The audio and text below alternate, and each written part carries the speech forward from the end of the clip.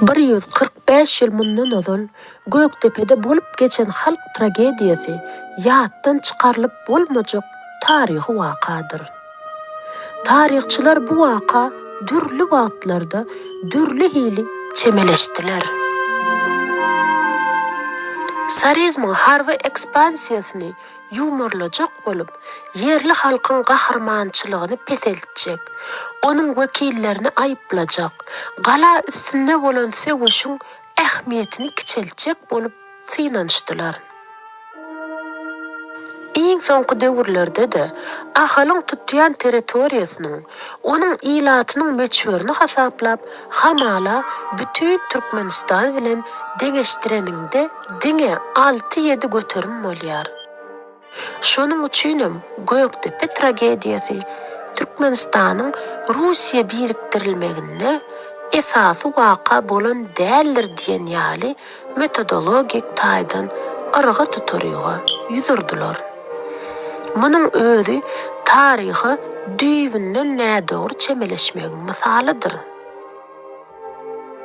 Her bir halkyň taryhy ykbalyny kesitleýän aýgytly wakalar bir günne ýa-da bir näçe günne bolup geçýär. Mysal üçin, Russiýanyň taryhynda Kulikowa söwüşi, Poltawa söwüşi, Borodiano söwüşi we şoňa meňdeş aýytlaýjy rol oýnapdy. Türkmen halkynyň taryhynda da Göktepe galasynda bolup geçen agyr söwüşiň ähmiýetini hiç bir jähtden kem baha garamak bolmaz.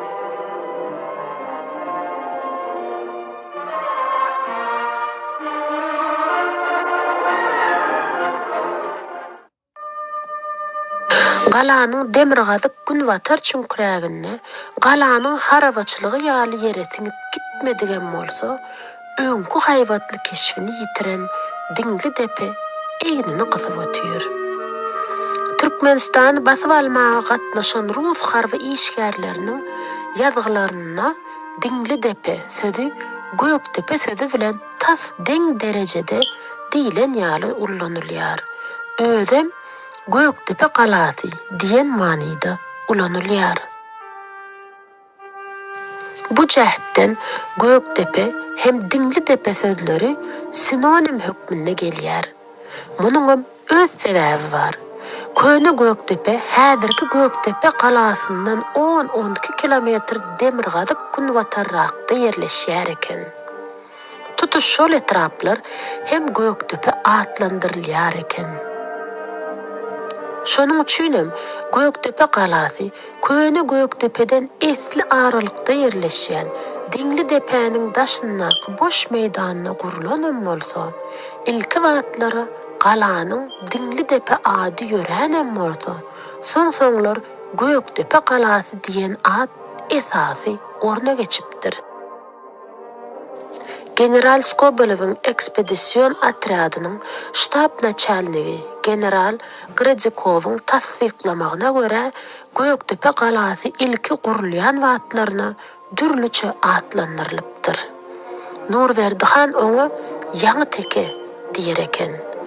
Ilat Ýaňy şäher, parslar bolsa Täze şäher diýip at beripdir. Ýöne Gredikowyň bu maglumatyna gözü dürtülip duran nätakyklyk bar. Yerli ilatyň Ýaňy şäher diýip, parslaryň bolsa Täze şäher diýmegi böwrüňi diňledýär. Gredikow parslaryň atlandyryşyny rus diline terjime edip alandyr diýmegi hem esasy. Sebäbi ol Ýaňy Teke, Ýaňy şäher, Täze şäher diýen sözleriniň üçüsini hem asyl nusgalarda getirýär.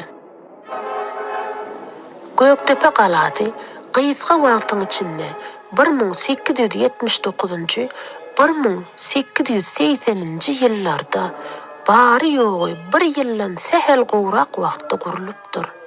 Özem şol döwürde de galanyň guruluşygyny bir näçe gezek ara kesme bolupdyr. Ýöne gala gurulan döwüründen hem has ady ýaşapdyr. Dolu gurulup gutarlandan soň yarım ýylda yetmän doly weýran bolupdyr. Özüm gala şeýle bir elkençlik bilen weýran edilipdir welin. Gurlaly we at geçen ägirt uly desganyň asly keşfini göz öňüne getirmegim mümkin däl.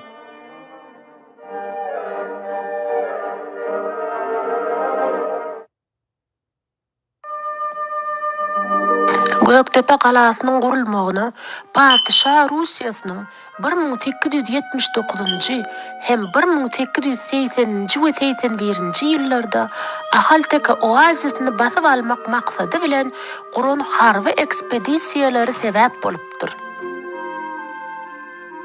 Geçen asryň 70-nji ýyllarynyň başlaryndan Sarizm Ahalteka oazisyny amykly ümdük atyp ugraýar.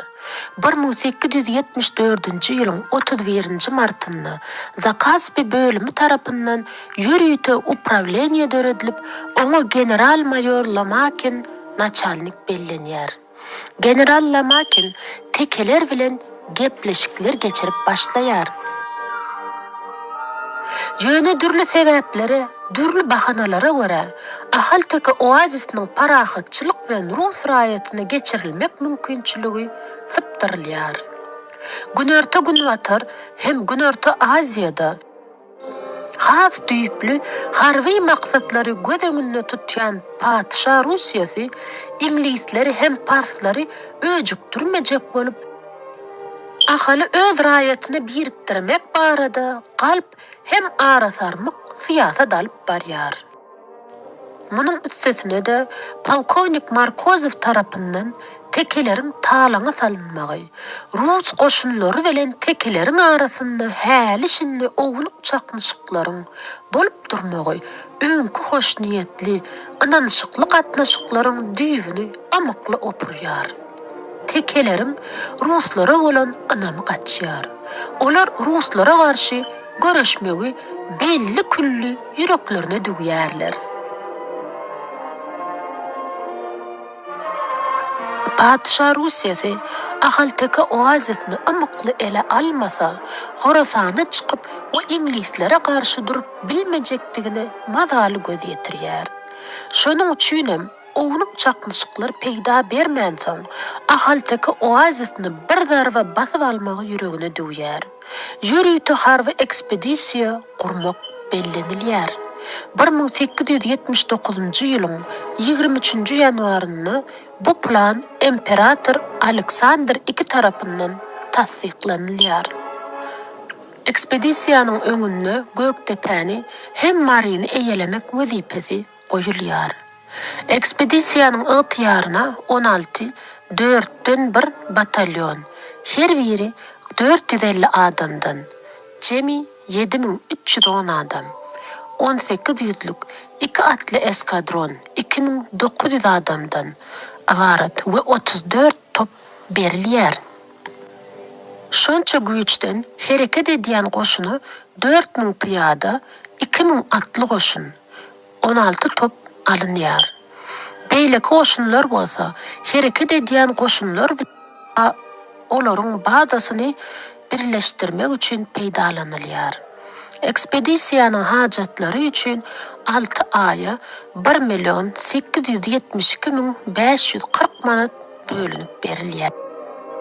Ekspedisiýanyň начальнigi edilip 1-nji Kafkaz goşun korpusynyň komandiri, Rus-Türk uruşunda uly şöhrat kazanan general adjutant Lazarev bellenilýär we Zakaspi harby bölüminiň goşunlarynyň wagtlaýyn komandiýüşçisi diýip atlandyrylýar.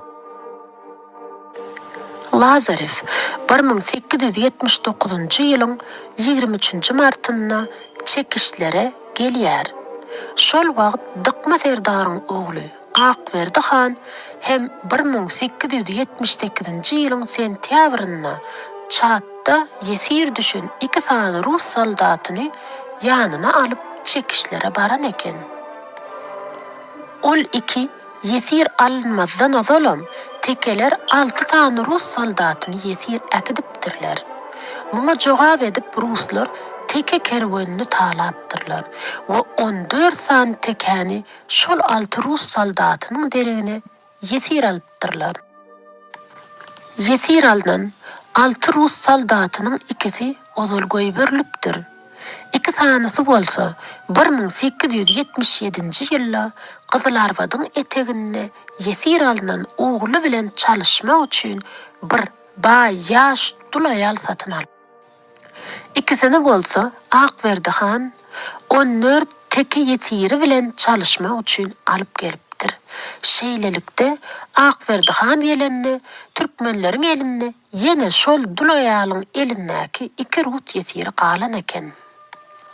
Ýöne General Lazarew ol 2 yesiri özüm boşadorun diýip Akberdihany gaty gowy garşylapdyr. 14 teki yesiriniň 14'üsini hem boşady. Dykma serdary metal pul bilen 100 manat, Akberdihany hem 50 manat aýlyk belläpdir. Ol tekelerin gürrüňsiz boyun egmegini talap edip, Akberdihanyň dykma serdaryň adyna şeýle hat iýerip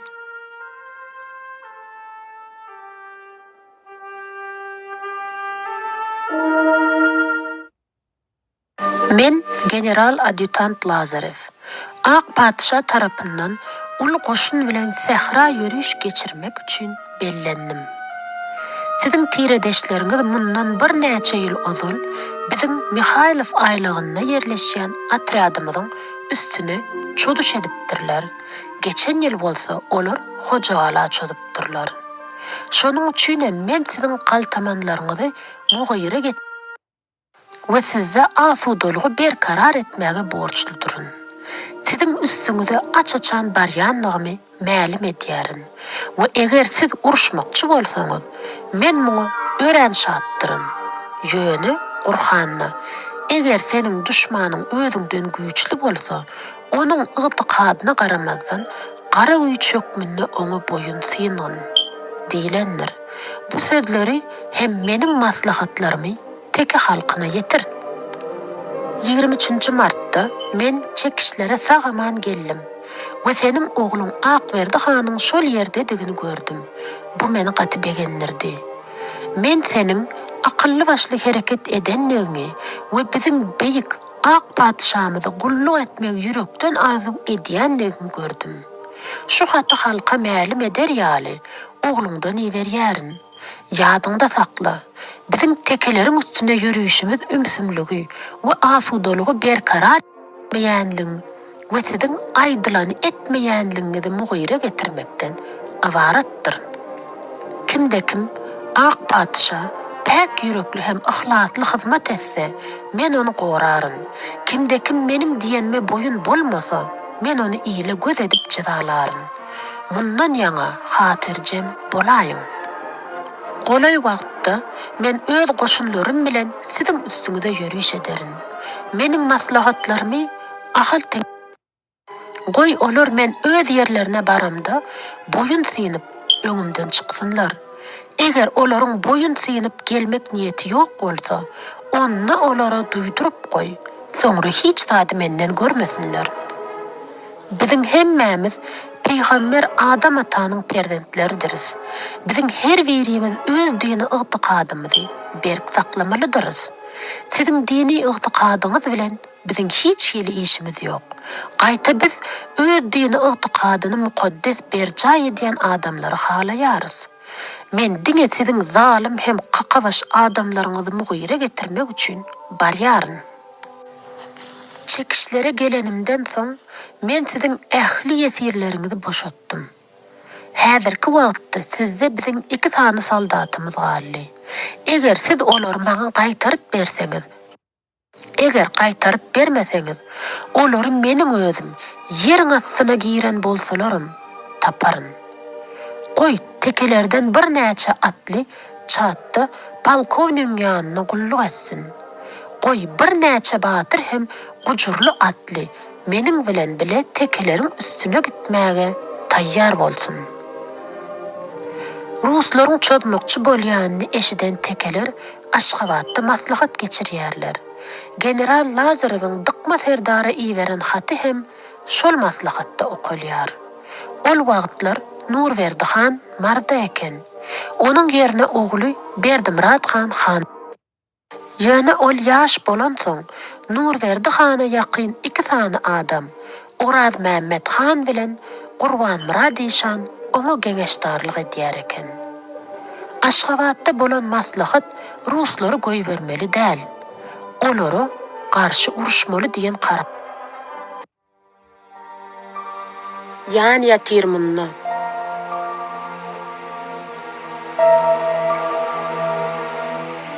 Ýad edeliň gökde päniň galasyn, can berip can alan can ýatyr munna. Döş gerip garşylap urus belasyn, ýany ýansy ýatan, ýan ýatyr munna. Guğuryp galypdyr ätlep 100 ýylyn, syry açylmady lalolly dilim. Başyň götür, hany däli perheniň, desturly dergähli kän ýatyr munna.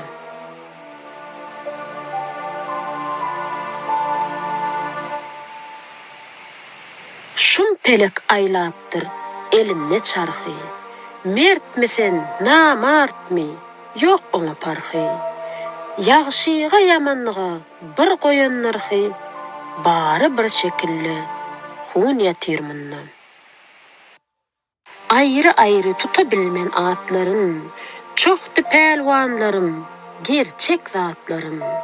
At tutup ýad ediň ýakyn ýatlaryn, 30 köýük bolun, don ýatyr munna. Toprak söýün ýatyr, toprağın guçup, bir şoňa hoşal ol, bar zatdan geçip, tyg tapman ganymy qırqylyk sanjyp, gerdenni ýa eden san ýatyr munna. Watan üçin, iman üçin, din üçin, baş goýdular toprak üçin, can üçin, namys üçin, perhen üçin, müň üçin, ertesi ýok bolan dün ýatyr munna.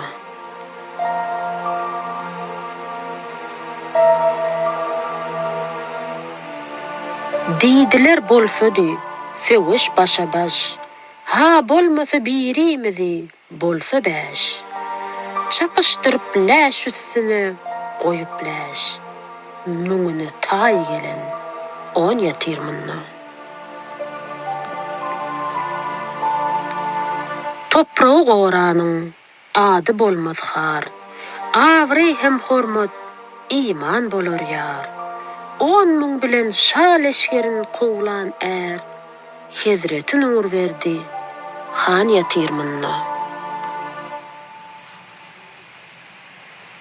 Köýdi müňläp janlar, gunçuka solup, neresse çağalar gitti delmurup.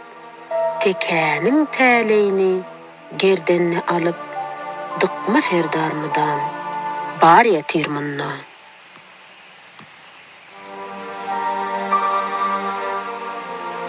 Gaharna bäs gelmän, gany garalan, azmyndan lerzanni, hywadyr eýran. Ganimlary arslan bolup pärelen, çopan batyr ajdar, mar ýatyr munna.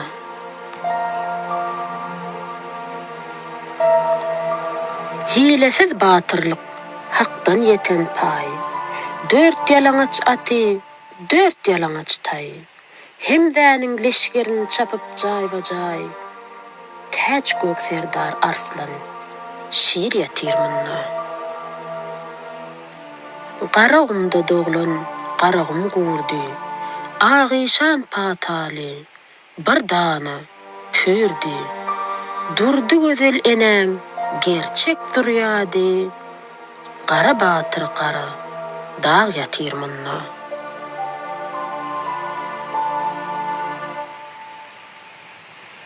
Hemde ýatyr Oraz Mehmet Han ýatyr. Bayram ýatyr, Behrem ýatyr, bar ýatyr. Şahir ýatyr, şady ýatyr, şir ýatyr. Sana mağı çetin, san ýatyr munna.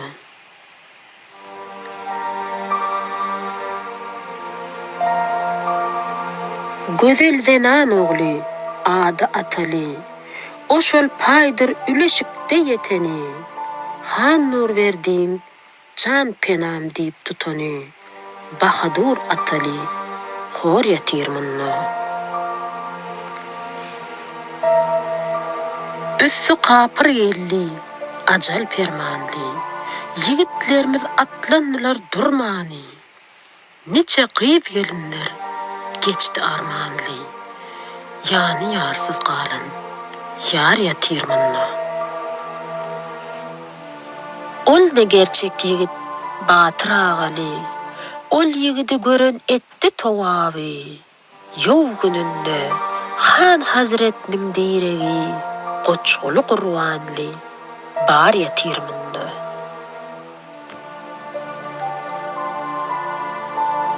Ölen 3 inni, doğmaz eneden.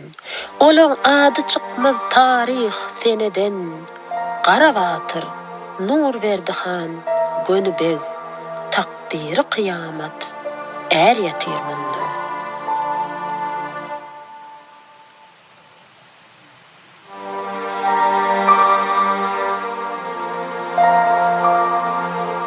Bedeni demirden, boylar çınar, mertlik meydanında erlerden çın Quyma gorsak, akıl huşu jay va jay. Qoşut han tekeli, şiir yatirmanna. Qazava galanna, kelhan kepele, qılcının zarvından qoptu zelzele. Aman sehet şalha, batırı vele, ajala yılgıran, zor yatirmanna.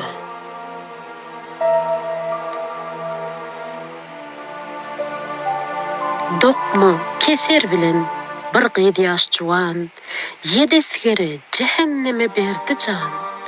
Yanar allan serpa yalan şol zenan, meyde merde, mektep yar yatirmanna.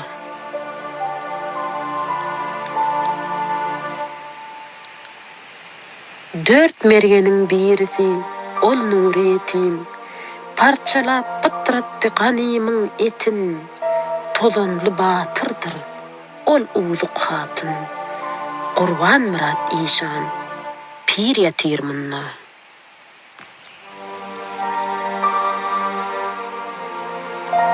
Öyle namazınna, amam sen şonna.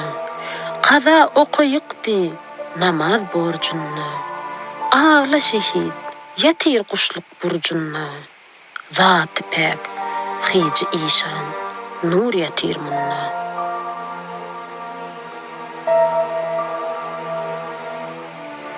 Yatir ol qalani, basıp bağrına. Ayık direp qayrğanat böwrüne. Serdar bolup ham şumnun diyarına. İşan molla, bagty şor, yatirmanna.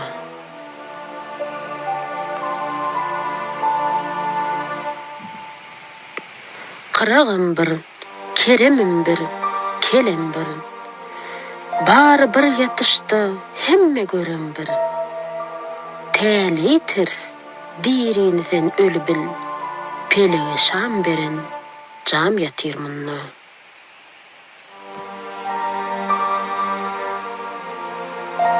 Tä kıyamet ady gitmez jahandan. Guwanyp çalarlar, can edip çyndan.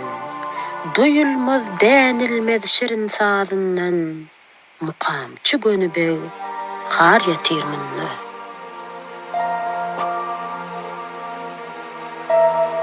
Keýmir kördür ýady, gerçek baýlyham.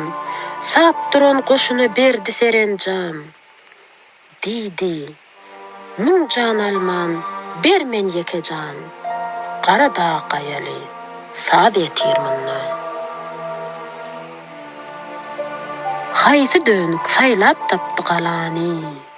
Kol bağlap çağırdylar belany. Şum bolupdyr bize takdir yazany. Takdire ten veren il yatirmanna.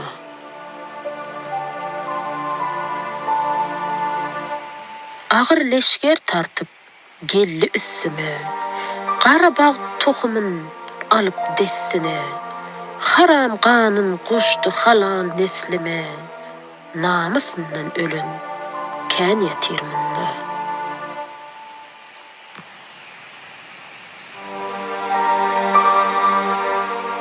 Darşa çözünden Türkmen üstüne tumurgyz yeňipdi garugum bilen Hatay diwardyr setisgenlere garugum diýip tumurgyz ýatirmynna.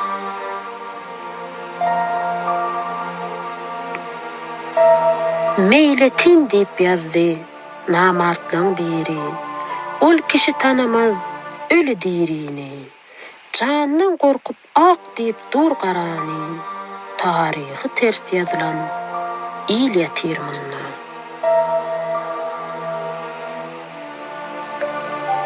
Niçe gerçek gitti gazy at bilen niçe yesir gitti dat bidat bilen ança ýaş juwandyr ýanny ot bilen kalby kışa dönen ýaz ýatirmynna.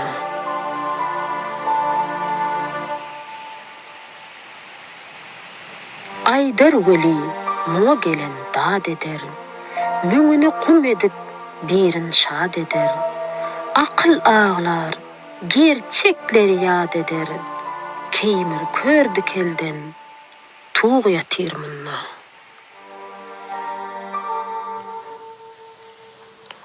Göktepe galasy, sen ediz käbäm, yurdu goran, gerçekleri ýatlalyň, günäsiz şagalar, mehremeneler, baydak ýaly, gelinleri ýatlalyň.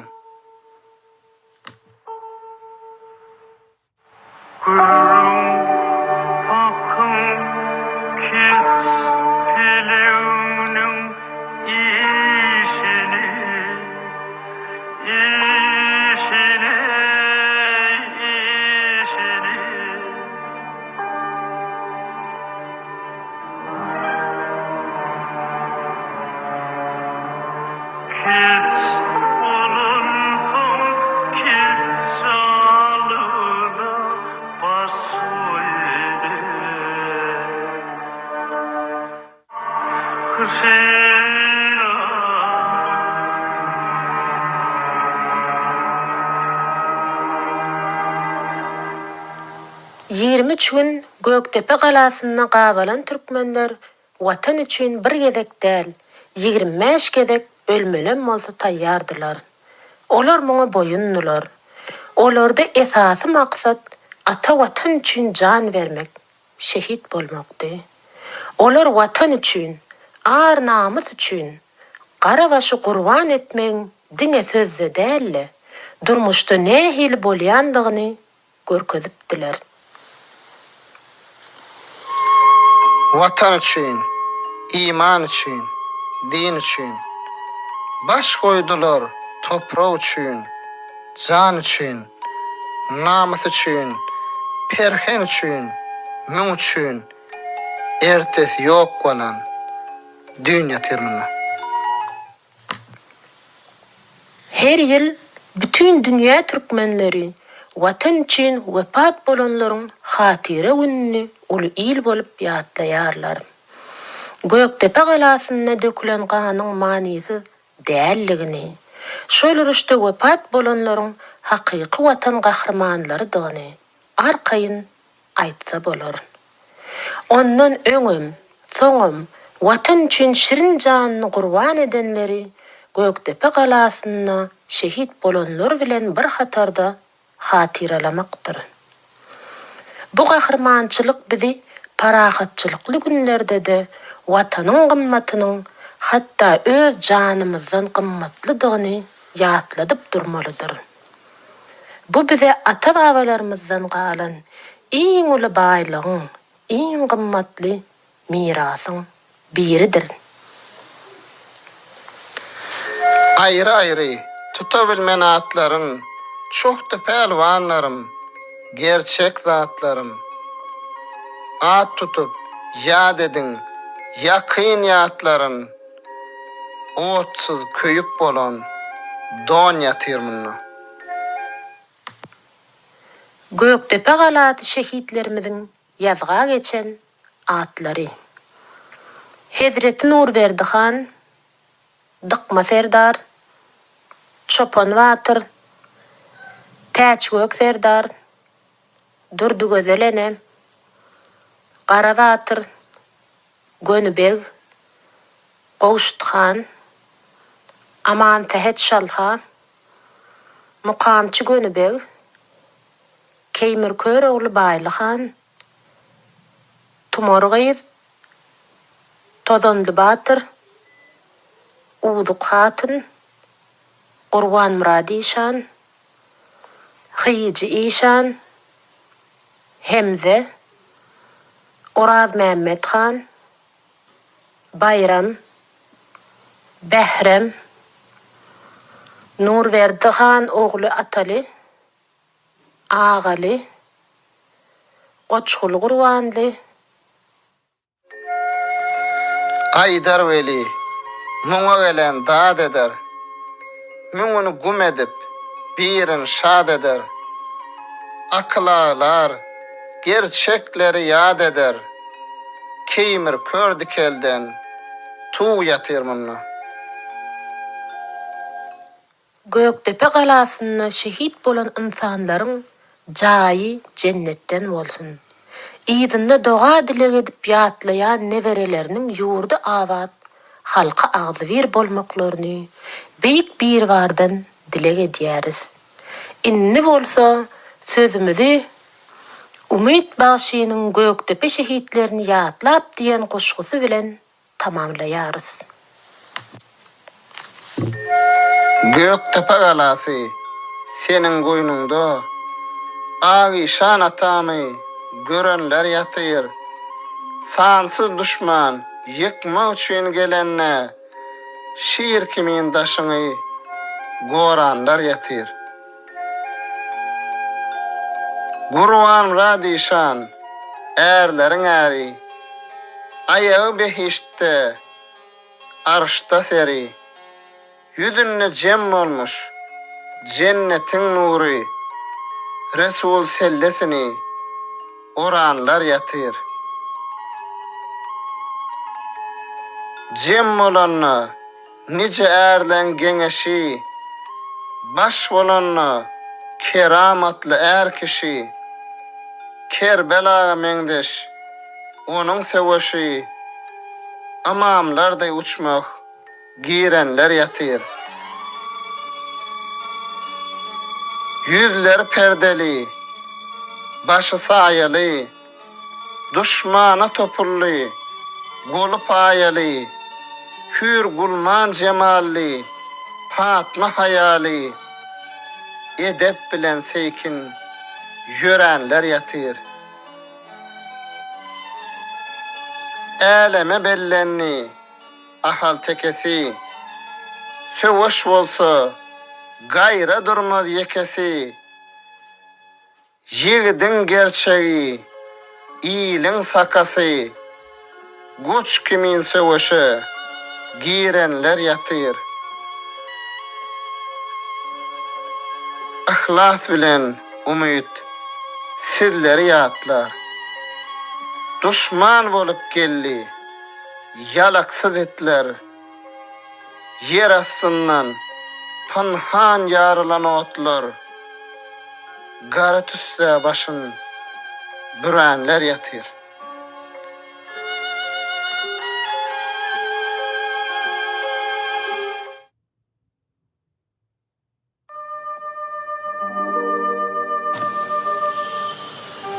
Ýatlalyň Göktepe galasy, seni dizkäbem, ýurdu goran, gerçekler ýatlalyň, günäsiz şagalar, mehremeneler, baydak ýaly, gelinler ýatlalyň.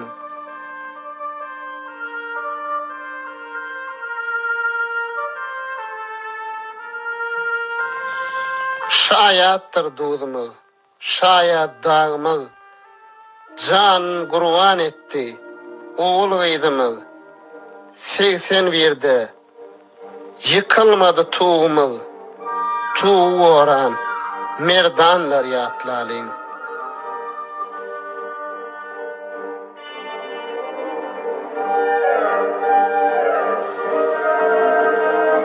Biz nenen tutmaly şolaň adyny?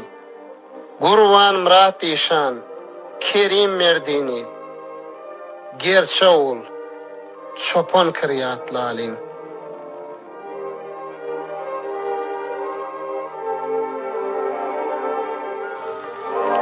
Orad Mehmet, Dıkma, Batırım Gara, Düşmandan eýmenip, çökmedi dıyda, düşman hayran galyp, keserli gıyda, saçını dört öğrenler yatlaly.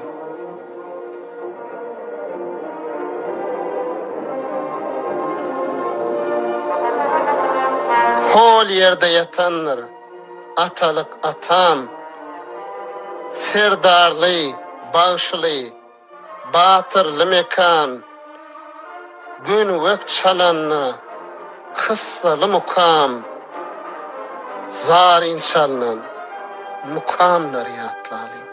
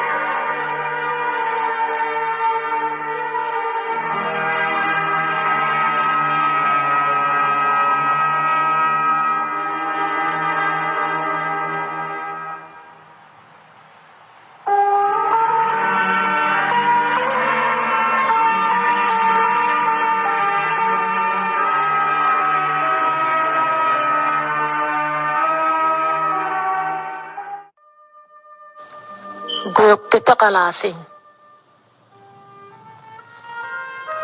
Göktepe galasy. Ah bilen gussa. Gala gala dälle. Tortodan tüsse. Bu ne ayılganç bela. Gümmürdi. Ey Hudaýjan, galamyzy yumurdy. Gümmürdi. Tortodan yalın. Ahynala bilen hem tamsız ölüm. Kişge yer bedewler, galyar çarpaya. Ağıp gaýdýar erler, misli bir kaya. Koca toňky taryn, öňe uzadyp, aram silkmesini düzedip, baryar ol ajalyň gözüne garap. Kızgın gülle, gany gitti sıçrap. Kocaň ätlemäge bolmansaň tabi, kış şemalyny ıkçap, gitti sakkaly.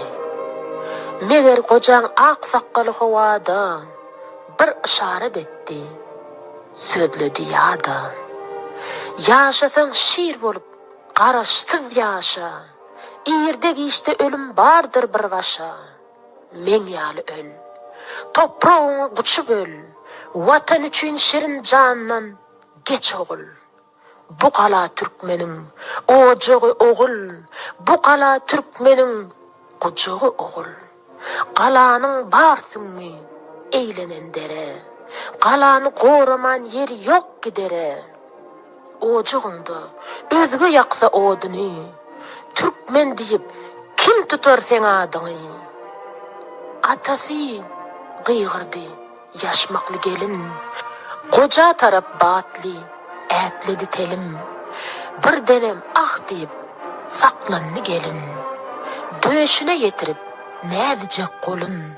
Akça barmaklary boýulýar gany. Asman zemin oňdaşyna aýlanýar. Ol kimedir etmekçi de hemayet. Gaýyn atasyna bilýär olmagat. Gözler yumulara pursat az galli. Kışam galli. Inni geljek yaz galli. Görmekçi de o jengdäki ýaryny. Aýtmakçy de ýürekdäkiň baryny. Aydılmadık, aydın galli yürekde. Oğlu garaşyardım, oğul gerekdi. Diýen ýaly çınar gelin epilli. Yaşmak sypyp, göwresine yapılli. Döşten aşak syran, gelinin goli. Sypap gaýtdy, göwredäki oğuli. Oğulmy, gyzmy ol, kim bilsin yeri. Oğul küýsü ýerdi. Gelinin yüreği, gelinin göwresine düýrükdi çağa. Gelin pışırdadı, cana. Şu halat eşdilli, täsin jägilli. Gelinin küýseýişidek oğul dogulli. Çağaň jägillisi, gamsyz mukamdy. Galaň içi bolsa hesretdi, gamdy. O jägilli ýaýrap gitdi. Çaryana diýen ýaly ondan baryana. Aydın öňde bolmaly kakam. Berdi dünýä inni täze bir adam. Çağaň jägillisi eşdilýär hälim. Türkmen diýde çökmez, eşitsin elem. Ay geçti, yıl geçti, dolunny asır. Şo çağaň aydany hak bolly ahir. Baknalyk zynjyry sırly gyra. Garaşsyz güneşim doğurlu diyara. Türkmen öýek diýdini götürdi yerden. Eselli başlary yazılly gerden. Göktepe galasy öňkü harafa. Bugün äşkär boldy ýakyn ıraga. Synlap durun bu galanyň mermerin. Synlap durun bu galanyň zerlerin. Eşdilýär gurugma, hedil ýaşamak. Watan üçin ölmek Baqy yaşamak ölüm ayılgançdy. Ölmezlik ayıpdy. Watan üçün ölmeseň doğlanyň hayıpdy. Ölmänem men ogul doğurup bererdim. A ölmän galany niçik gorardım. Ölübem yeňip bor ölüp. Sen niçik yaşarsın watansız galyp. Geliniň pışırdysy. Cana, Türkmen diýdi çökmez. Gürlüýär çağa.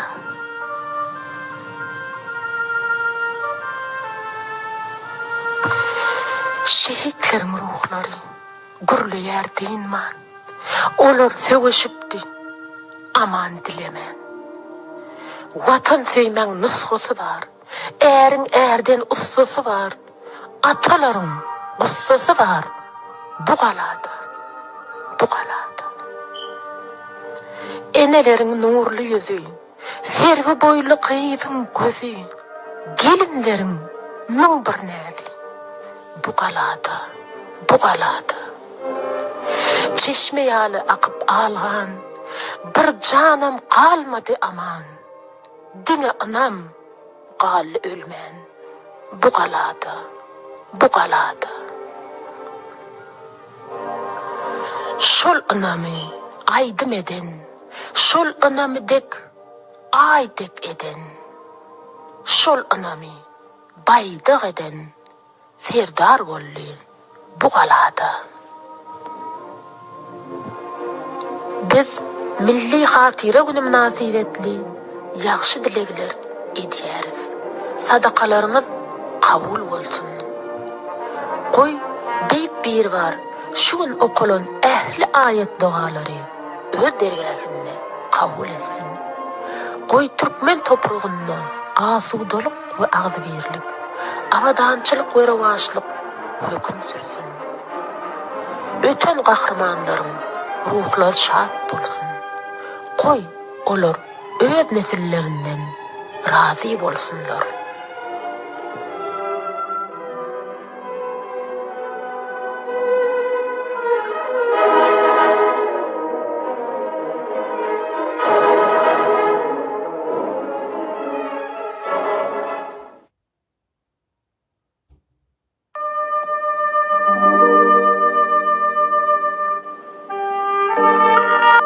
Bir 145 ýyl mundan ozal Göktepe'de bolup geçen halk tragediýasy ýatdan çykarylyp bolmajak taryhy wakadyr.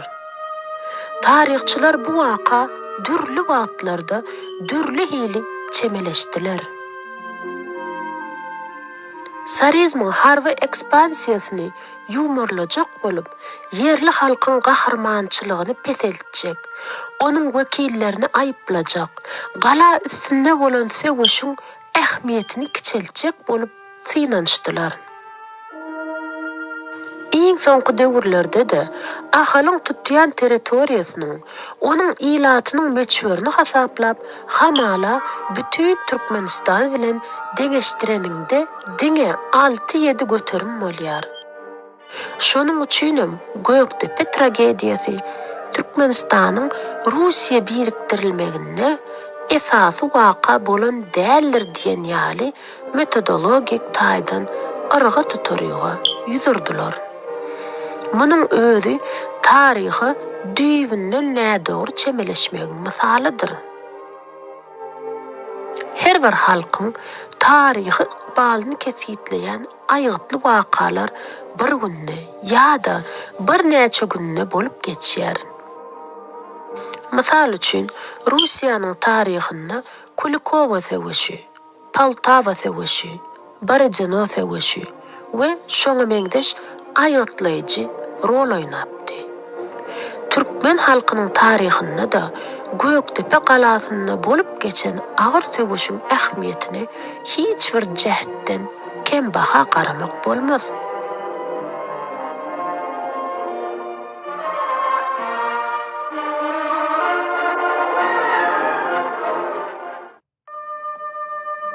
Galanyň demirgazyk gün watar çünkräginde galanyň harabaçylygy ýaly ýere siňip gitmedigen bolsa, öňkü haýwatly keşfini ýitiren diňli depe eýnini gyzyp ötýür. Türkmenistany basyp almaga gatnaşan Rus harby işgärleriniň ýazgylaryna diňli depe sözü Göktepe sözü bilen tas deň derejede diýilen ýaly ullanylýar. Özem Göktepe galasy diýen manyda ullanylýar. Bu jähitten Göktepe hem diňli depe sözleri sinonim hökmüne gelýär. Munyň öz sebäbi bar. Köne Göktepe häzirki Göktepe galasyndan 10-12 kilometr demirgazyk günbatarrakda ýerleşýär eken.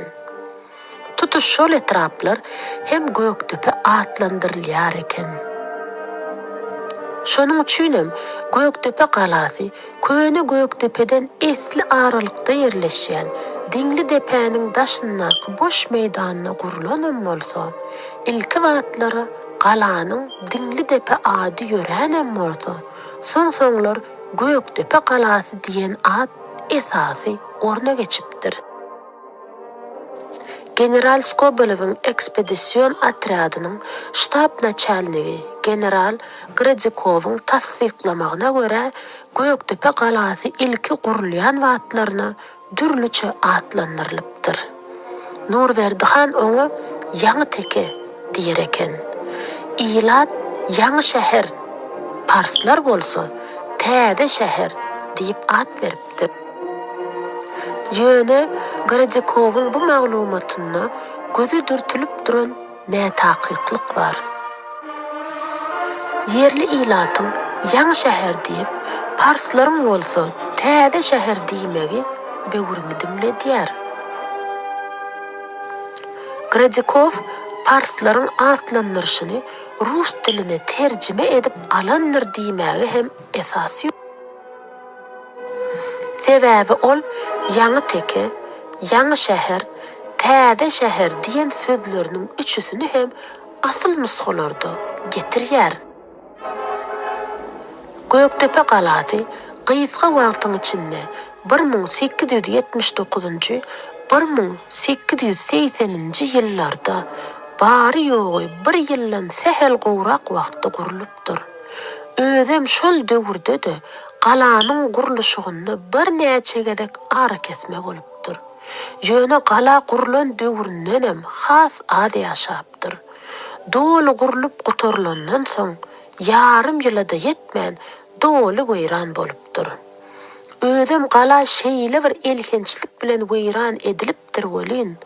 Gurulaly we at geçen ägirt uly desganyň asly keşfini göz öňüne getirmegim mümkin däl.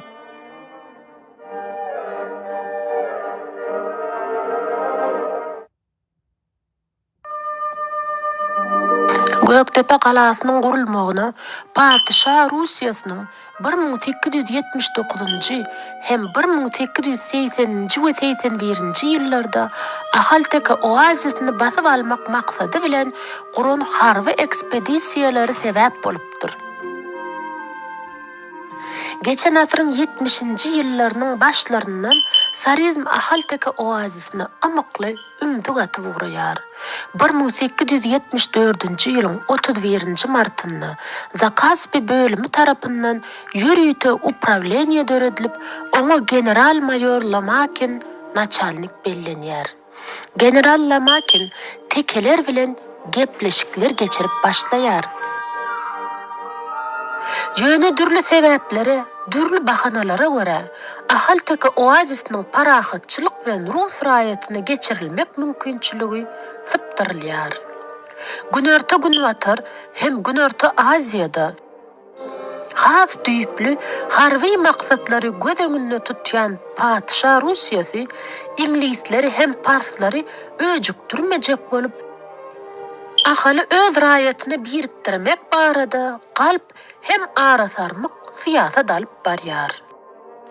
Munyň üstesine de polkovnik Markozow tarapyndan tekelerin talaňa salynmagy, Rus goşunlary bilen tekelerin arasynda häli şinde owluk çaknyşyklaryň bolup durmagy, öňkü hoş niýetli, ynanşykly gatnaşyklaryň düýbüni amykly opurýar. tekelerin Ruslara olan anamı kaçıyar. Olar Ruslara karşı görüşmegi belli küllü yüreklerine düğerler. Padişah Rusyası ahalteki oazisini ımıklı ele almasa, Horasan'a çıkıp o İngilislere karşı durup bilmeyecektigini mazalı göz yetiryer. Şonun üçinem oğlum çakmışıkları peyda bermän soň ahalteki oazisini bir zarba basıp almagy yüregine düýär. Ýürüýte harby ekspedisiýa gurmak bellenilýär. 1879-njy ýylyň 23-nji ýanwaryny bu plan Imperator Aleksandr II tarapyndan tasdiklanylýar. Ekspedisiýanyň öňünde Gökdepäni hem Marini eýelemek wezipesi goýulýar. Ekspedisiýanyň ygtyýaryna 16 4-den 1 batalyon, her biri 450 adamdan, jemi 7310 adam, 18 yüzlük 2 atlı eskadron, 2900 adamdan avarat ve 34 top berilýär. Şonça güýçden hereket edýän goşuny 4000 piyada, 2000 atlı goşun, 16 top alınýar. Beýle goşunlar bolsa, hereket edýän goşunlar olaryň badasyny birleşdirmek üçin peýdalanylýar. Ekspedisiýanyň hajatlary üçin 6 aýa 1.872.540 manat bölünip berilýär. Ekspedisiýanyň начальнigi edilip 1-nji Kafkaz goşun korpusynyň komandiri, Rus-Türk uruşunda ulu şöhrat kazanan general adjutant Lazarev bellenilýär we Kaspi harby bölüminiň goşunlarynyň wagtlaýyn komandiýüşçisi adlandyrylýar. Lazarev 1879-njy ýylyň 23-nji martynda çekişlere gelýär. Şol wagt Dıkma Serdaryň ogly Akberdi Han hem 1878-nji ýylyň sentýabrynda Çatda yesir düşen 2 sany Rus soldatyny ýanyna alyp çekişlere baran eken. Ol 2 yesir alınmazdan ozalam, tekeler 6 sany Rus soldatyny yesir äkidipdirler. Muňa jogap edip Ruslar teke kerwanyny talapdyrlar we 14 san tekeni şol 6 Rus soldatynyň deregine yesir alypdyrlar. Yesir alynan 6 Rus soldatynyň ikisi ozalgoý berilipdir.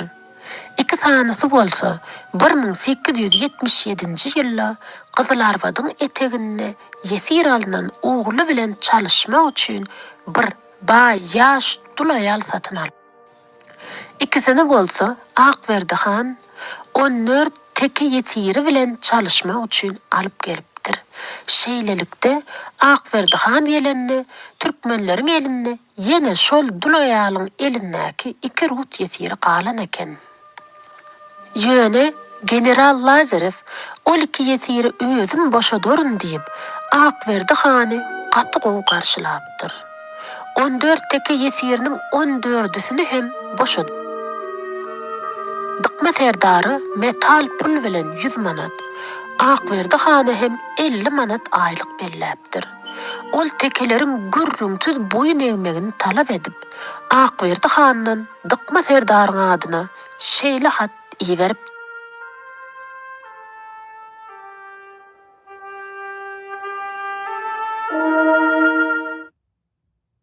Men general adjutant Lazarev, Ak Padişah tarapyndan ulu goşun bilen sehra yürüyüş geçirmek üçin bellendim. Siziň tiredeşleriňiz mundan bir näçe ýyl ozal biziň Mikhailov aýlygyna ýerleşýän atrýadymyzyň üstüne çoduş edipdirler. Geçen ýyl bolsa olar Hojagala çodypdyrlar. Şonuň üçin men siziň kaltamanlaryňyzy mugyra get we sizde asudalygy berkarar etmäge borçluduryn. Siziň üstüňize açaçan barýanlygymy mälim edýärin. We eger siz uruşmakçy bolsaňyz, men muňa örenşi atdyryn. Ýöne Gurhanna, eger seniň düşmanyň özüňden güýçli bolsa, onuň ygtykadyna garamazdan qara uy çökmünne oňa boyun synan diýlenler. Bu sözleri hem meniň maslahatlarymy teke halkyna yetir. 23 Mart'ta men çekişlere sagaman geldim. Ve senin oğlun Akberdi Han'ın şol yerde digini gördüm. Bu meni gaty begendirdi.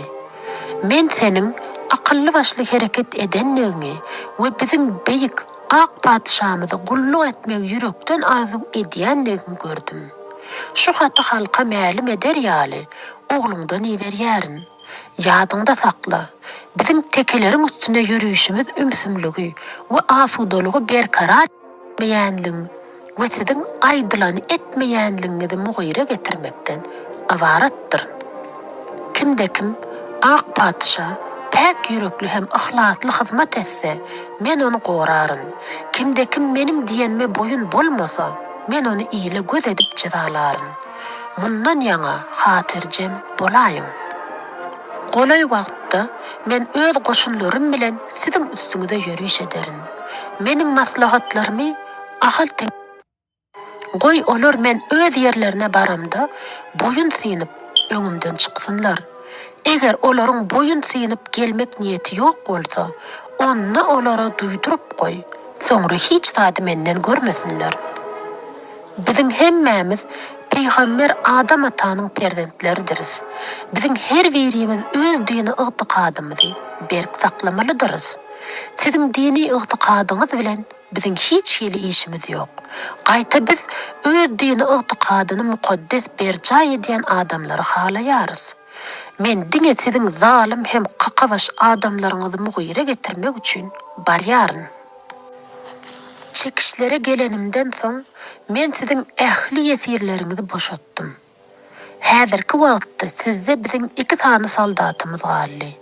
Eger siz olary maňa gaýtaryp berseňiz, eger gaýtaryp bermeseňiz, olary meniň özüm ýeriň astyna giren bolsalarym taparyn. Goý tekelerden bir näçe atly çatda polkovniň ýanyna gulluk etsin. Goý bir näçe batyr hem gujurly atly meniň bilen bile tekelerin üstüne gitmäge taýýar bolsun. Ruslaryň çözmekçi bolýanyny eşiden tekeler Aşgabatda maslahat geçirýärler. General Lazarewiň dykma serdara iýeren haty hem şol maslahatda okulýar. Ol wagtlar Nurberdi Han marda eken. Onun yerine oğlu Berdimurat Han. Ýöne ol ýaş bolan soň Nurberdi Hana ýakyn 2 sany adam, Oraz Mehmet Han bilen Gurban Murad Işan oňa geňeşdarlyk edýär eken. Aşgabatda bolan maslahat ruslary goý bermeli däl. Olary garşy uruşmaly diýen garap. Ýani ýatyrmynna.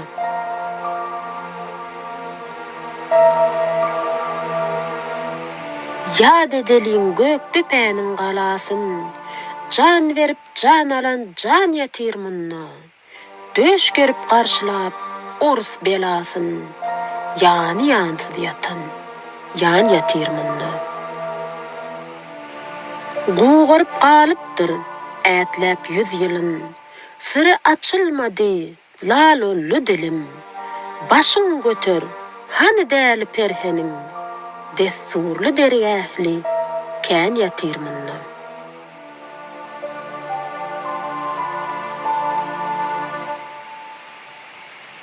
Şum pelek aýlapdyr elimne çarhy. Mertmisen, namartmy, ýok oňa parhy. Ýagşyga ýamanlyga bir goýan narhy, bary bir şekilli hun ýatyrmynna. Ayrı tutabilmen atlarım, çoktu pelwanlarım, gerçek zatlarım. At tutup yad edin yakyniyatların, otsuz köyük bolun, don ýatyrmynna. Toprak söýün ýatyr, toprağın guçup, bir şoňa hoşal ol, bar zatdan geçip, tyg tapman ganymy qırqylyk sanjyp, gerdenni ýaýeden san ýatyrmynna.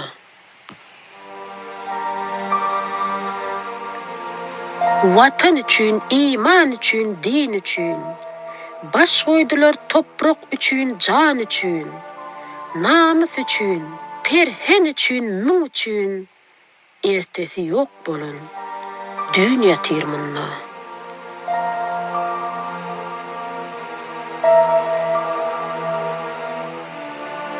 Deydiler bolsa di, söwüş başa baş, ha bolmasa birimizi, bolsa beş.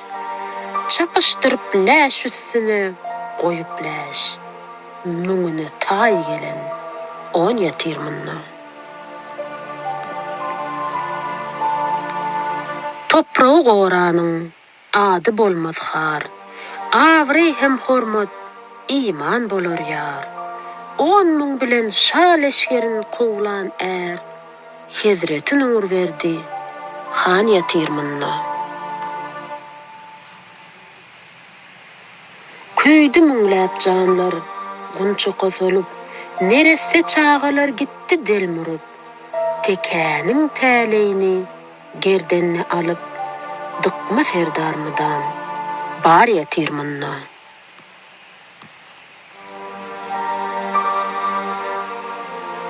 Gaharna bäs gelmän, gany garalan, azmyndan lerzanni, hywadyr eýran. Ganimlary arslan bolup pärelen, çopan batyr ajdar, mar yatirmunna.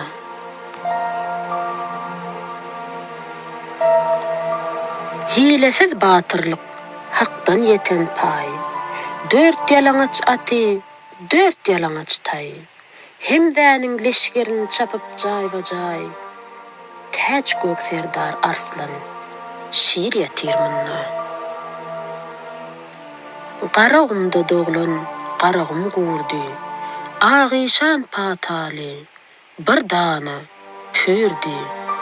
Durdy gözel eneň, gerçek durýady. Gara batyr gara, dağ yatirmunna.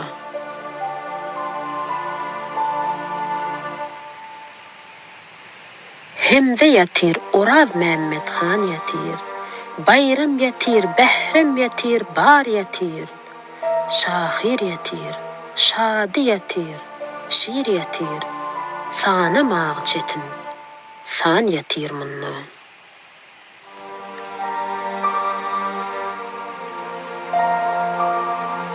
Gözel zenan ogly, ady Ataly. Oşol paýdyr üleşikde yeteni. Han nur verdin, can penam diýip tutany. Bahadur Ataly, hor yatirmunna. Üssü kapır gelli, ajal permanly. Yigitlerimiz atlandylar durmany. Neçe gyz gelinler, geçdi armanly. Yani yarsız galan, yar yatirmunna. Ol ne gerçek yigit, batyr agaly. Ol yigidi gören etdi towaby. Ýow gününde, Han Hazretiniň diýregi, goçguly Gurbanly, bar yatirmunna.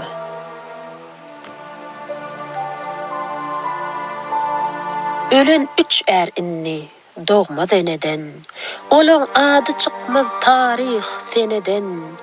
Gara batyr, nur berdi Han, gönübeg, takdiri kıyamat, er yatirmunna.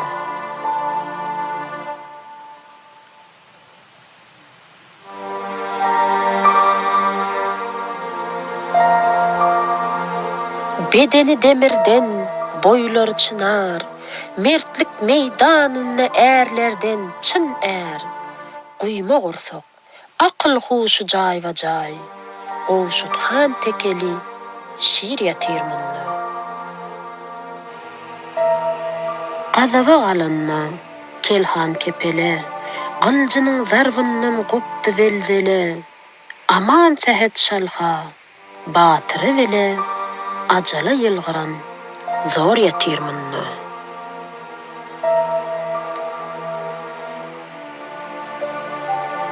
Dokma, keser bilen, bir gydy ýaş juwan, ýedesgeri cehenneme berdi can. Yanar allan serpa yalan şol zenan, meyde merde, mektep ýar ýatyrmynna.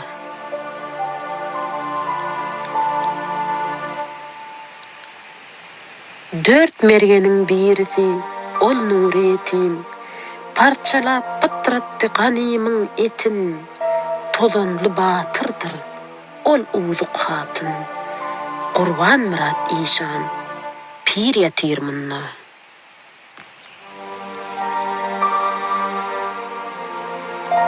Öýle namazyny, amam sen şonny, kaza okuyykdy, namaz borjunny, ağla şehit, yatyr kuşluk burjunny, Zat-ı Pek, Hyjy Işan, nur ýatyrmynna.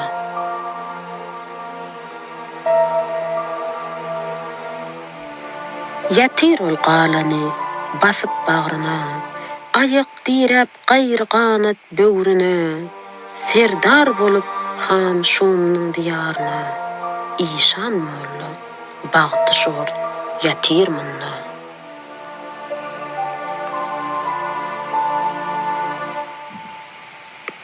Kırağım bir, keremim bir, kelem bir, bar bir yatışta hemme görem bir. Täli tirs, dirini sen ölü bil, pelege şam beren, jam ýatyrmynna.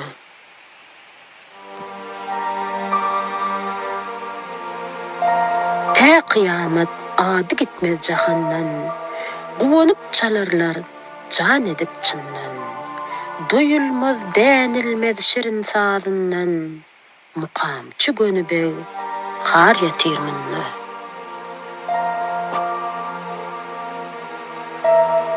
Keýmir kördür ýady, gerçek baýlyham, sap duran goşuny berdi serenjam. Didi, min can alman, bermen yekejan, gara da gaýaly, sad ýatyrmynna. Haýsy dönük saýlap tapdy galany, kol baglap çağırdylar belany. Şum bolupdyr bize takdir ýazany, takdira ten veren il ýatyrmynna.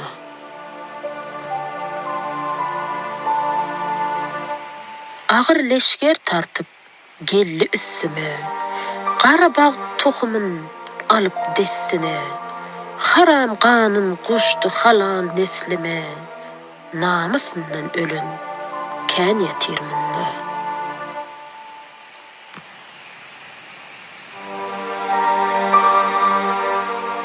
Darşa çozanna, türkmen üssüne, tumurgyz yeňipdi garagym bilen, Hatay diýwardyr setisgenlere, garagym diýip tumurgyz ýatyrmynna.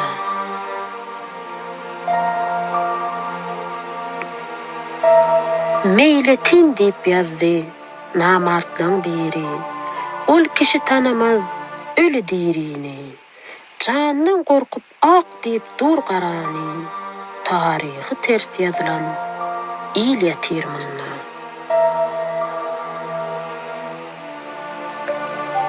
Niçe gerçek gitti gazy at bilen, niçe yesir gitti dat bidat bilen, ança ýaş juwandyr ýanny ot bilen, kalby kışa dönen ýaz ýatyrmynna.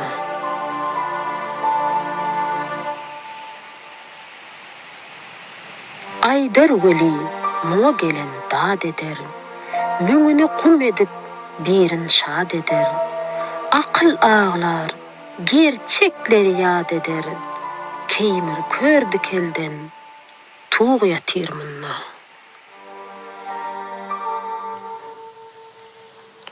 Göktepe galasy, sen ediz käbäm, ýurdu goran, gerçekleri ýatlalyň, günäsiz çağalar, mehremeneler, baydak ýaly, gelinleri ýatlalyň.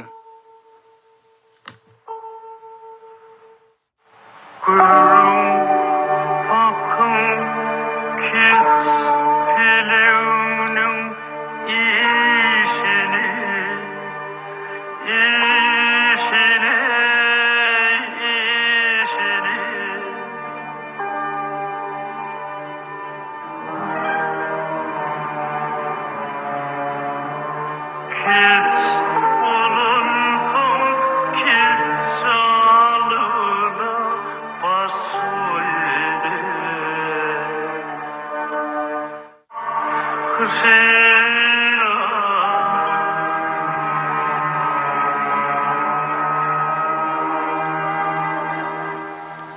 23 gün Göktepe galasyndan gabalan türkmenler watan üçin bir gezek däl, 25 gezek ölmelen bolsa taýýardylar. Olar muňa boýundylar. Olarda esasy maksat ata watan üçin jan bermek, şehit bolmakdy. Olar watan üçin, ar namys üçin, gara başy gurban etmeň diňe sözde dälle, durmuşda nähili bolýandygyny görkezipdiler. Vatan için, iman için, din için. Baş koydular toprağı için, can için, namus için, perhen için, mün için. Ertesi yok olan dünya termini. Her ýyl bütün dünýä türkmenleri watan üçin wepat bolanlaryň hatyra gününi uly il bolup ýatlaýarlar. Göktepe galasynda dökülen ganyň manysy dälligini, şol uruşda wepat bolanlaryň hakyky watan gahrmanlarydygyny arkaýyn aýtsa bolar.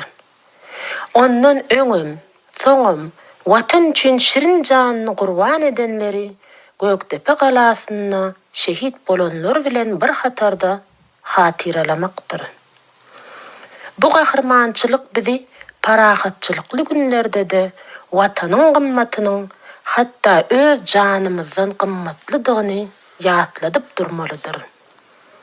Bu bize ata-babalarymyzdan galan iň uly baýlygyň, iň gymmatly mirasyň biridir. Ayrı ayrı tutabilmen atlarım, çok da pelvanlarım, gerçek zatlarım. At tutup yad edin, yakın yatların, otsuz köyük bolan donya terminini. Göktepe galaty şehitlerimiziň ýazga geçen atlary. Hezreti Nurberdihan, Dıkma Serdar, Çopan Watyr, Täçgök Serdar, Durdy Gözel ene, Gara Watyr, Gönübeg, Gowşuthan, Aman Tehet Şalha, Mukamçy Gönübeg, Keýmir Kör ogly Baýlyhan, Tumorgyz, Tozanly Batyr, Uwduk Hatyn, Gurban Murady Işan, Hyýjy Işan, Hemze, Oraz Mämmedhan, Bayram, Behrem, Nurberdihan ogly Ataly, Agaly, Goçgul Gurbanly, Aydar Veli, muňa gelen dad eder. Müňüni gum edip, birin şad eder. Aklalar, gerçekleri yad eder. Keýmir kördük elden, tuğya terminini. Göktepe galasynda şehit bolan insanlaryň jaýy cennetden bolsun. Ýzyna doga dilek edip ýatlaýan nebereleriniň ýurdy awat, halka agzy bir bolmaklaryny beýik bir bardan dilek edýäris. Inni bolsa sözümüzi umyt başynyň Göktepe şehitlerini ýatlap diýen goşgusy bilen tamamlaýarys. Göktepe galasy, senin goýnunda, Agişan atamy görenler ýatyr. Sansız düşman, yıkmak üçin gelenne, şiir kimin daşyny goranlar ýatyr. Gurban Murady Işan, erleriň äri, ayağı behişte, arşta seri, yüzünde cem olmuş, cennetin nuri, Resul sellesini oranlar ýatyr. Cem bolanna, nice erlen geňeşi, baş bolanna, keramatly er kişi, Kerbela mengdeş, onun seveşi, amamlarda uçmak, girenler yatır. Yüzler perdeli, başı sayalı, düşmana topullu, golu payalı, hür gulman cemalli, Fatma hayali, edep bilen seykin, jörenler yatır. Eleme bellenni, ahal tekesi, söveş bolsa, gayra durmaz yekesi, yigidin gerçeği, iyilin sakası, güç kimin söveşi, girenler yatır. Ahlas bilen umut, sizleri yatlar. Düşman bolup geldi, yalaksız etler. Yer astından panhan yarılan otlar. Garı tüsse başın bürenler yatır.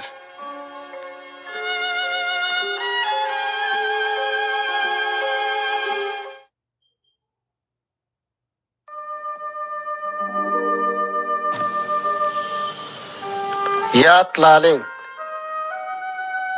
Göktepe galası, seni değil kebem, yurdu oran, gerçekler yatlalın, günahsız şağalar, mehremeneler, baydak yali, gelinler yatlalın.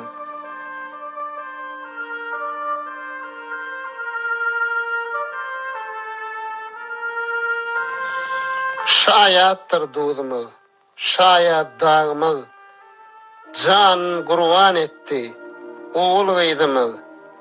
81'de yıkılmadı tuğumuz, tuğu oran, merdanlar yatlalın.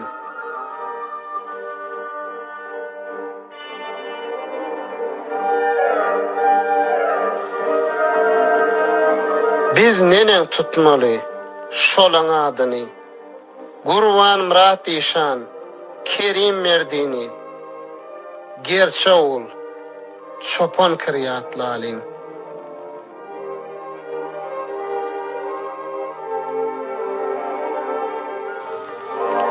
Orad Mehmet, dıkma, batırım gara, düşmandan eğmenip, çökmedi dıyda, düşman hayran kalıp, keserli gıyda, saçını dört öğrenler yatlalın.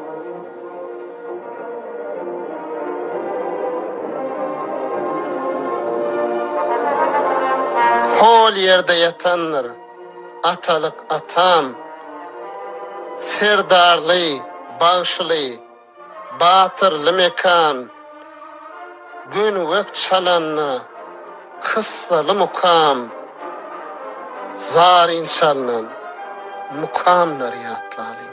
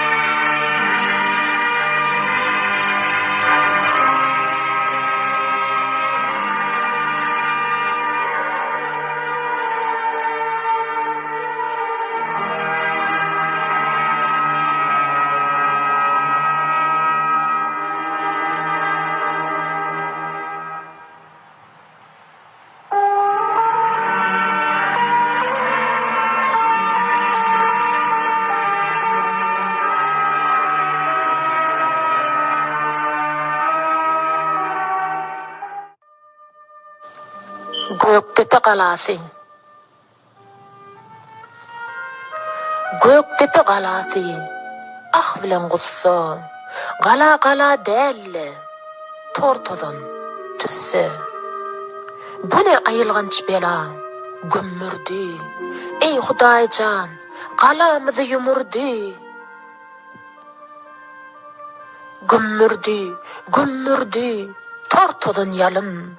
Ahynala bilen hem tansız ölüm. Kişge yer bedewler, galyar çarpaya. Ağıp gaýdýar erler, misli bir qaya. Goja toňky taryn, öňe uzadyp, aram silkmesini düzedip, baryar ol ajalyň gözüne garap. Qızgın gülle, qany gitdi sıçrap. Gojaň ätlemäge bolmansaň tabi, kış şemalyny ıkçap, gitdi saqqaly. Meger gojaň ak saqqaly howada, bir işaret etdi, södledi ýada.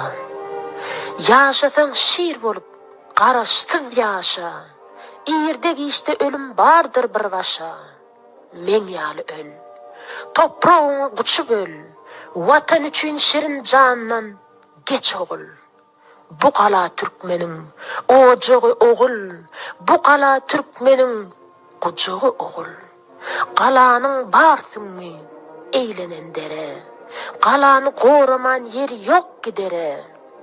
Ojagyňda özüge ýaksa oduny, türkmen diýip kim tutar sen adyny?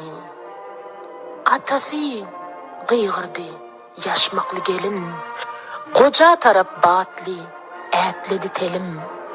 Bir denem ah deyip, saklanny gelin. Döşüne yetirip, nädijek kolun. Akça barmaklary, boyulýar qany.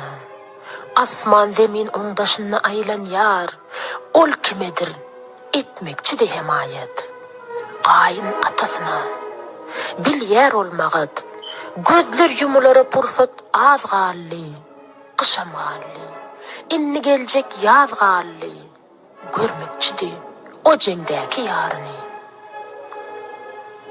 Aýtmakçydy yürekdäkiň baryny, aýdylmadyk, aýdym galli yürekde.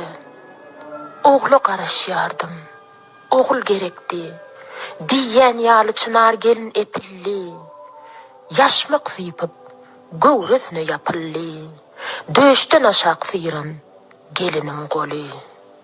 Sypap gaýtdy gowredäki oguly. Ogulmy, gyzmy ol, kim bilsin yeri. Ogul küýsüýärdi, gelinin ýüregi, gelinin gowresine düýrükdi çağa. Gelin pışırdady, cana, şu halat eşdilli. Täsin jägilli, gelinin küýseýişidek, ogul dogully. Çağaň jägillisi, gamsyz mukamdy. Galaň içi bolsa hesretdi, gamdy. O jägilli ýaýrap gitdi, çaryana.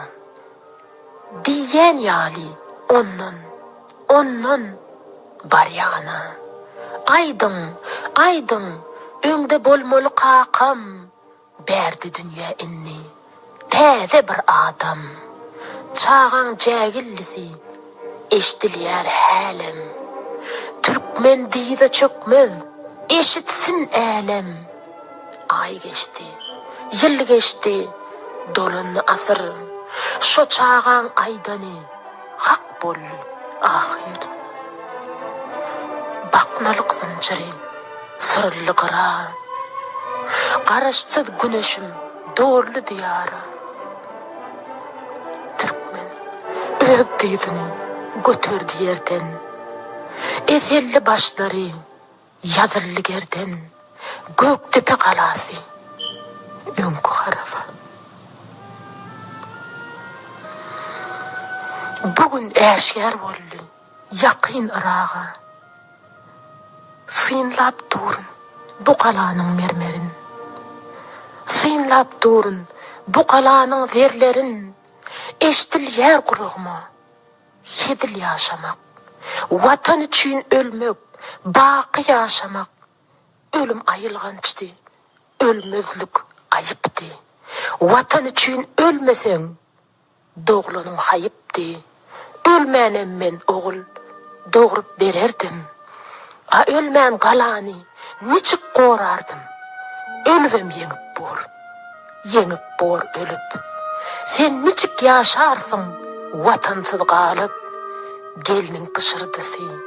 Cana, Türkmen diýdi çökmez. Gürlüýär çağa.